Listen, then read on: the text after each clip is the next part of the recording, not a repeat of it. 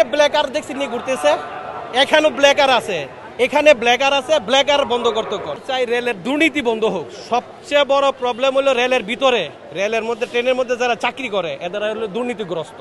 ট্রেনের মধ্যে বিনা টিকিটে লোক থাকবো 99%, সব এই যে অ্যাটেন্ডেন্স টিটি মিললা এই 100 টাকা করে লইব, লয়ে এই যাত্রী নিয়ে যাবে। এগুলা বন্ধ করতে সরকারের কাছে অনুরোধ জানান। ব্রাহ্মণবাড়িয়া যাবো ভাই, প্রায় আধা ঘন্টা হয়েছে। না, এই যে লাইন তো পাই না, দেখেন না, এখানে আনসার থাকার কথা, লাইন সিস্টেম দেওয়ার কথা, কিন্তু কোনো সিস্টেম নাই। যার মনে যেভাবে যাইতেছে কোনো সিস্টেম নাই, যার মনে যেভাবে যাইতেছে যাচ্ছে সামনের দিকে। আমি রেগুলারই চলাফেরা করি, আমরা ব্রাহ্মণবাড়িয়ার মানুষ তো ট্রেনে অভ্যস্ত বেশি। ছোট্ট সিস্টেম একটু ভালো দেখা যাইতেছে। অন্য বছর তো এভাবে লাইনে দাঁড়ায় ঘন্টার পর ঘন্টা দাঁড়ায়ও টিকিট পাওয়া গেছে না, লাইনই পাই নাই, সিস্টেম লস দেখাইছে। এখন আল্লাহ দেখে শেষ পর্যন্ত যাই কি হয়, ট্রেন টিকিট পাই কিনা, যাইতে পারি কিনা। দোয়া করেন যাতে ট্রেনে একটা টিকিট পাই।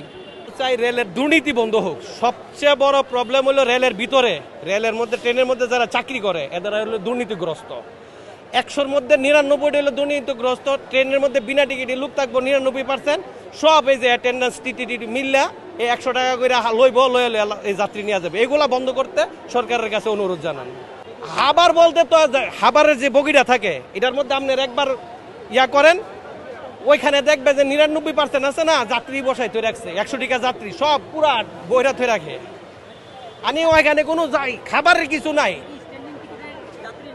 না না না, হারা এটার মধ্যে স্ট্যান্ডিং টিকেটে যাত্রী ঢুকতে দিবে না।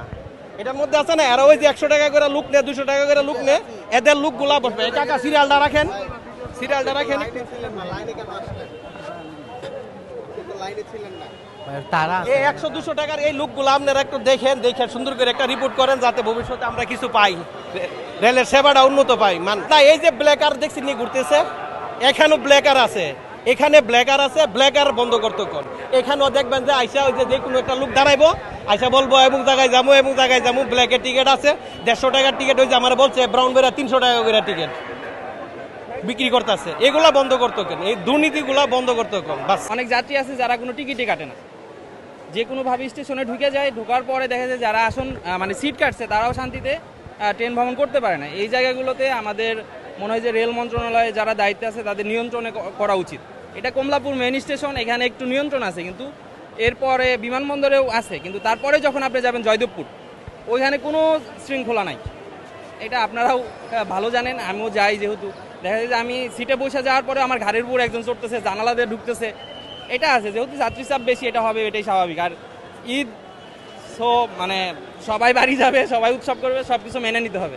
আগামী ট্রেন ব্যবস্থা আমাদের যেহেতু নতুন সরকার ক্ষমতায় আসছে, ট্রেন ব্যবস্থা আরও উন্নত হবে ধীরে ধীরে। আমাদের যদি ট্রেন হয়, যে মোনোরেলের কথা বলছে মাননীয় প্রধানমন্ত্রী, তারপরে আমরা যেহেতু রাজশাহী অঞ্চলের মানুষ, আমাদের যেহেতু নতুন একটা সেতু হয়েছে, এখন ট্রেনের চাপ যতই থাকুক তারপরেও কিন্তু এখন আমরা খুব তাড়াতাড়ি যাইতে পারতেছি।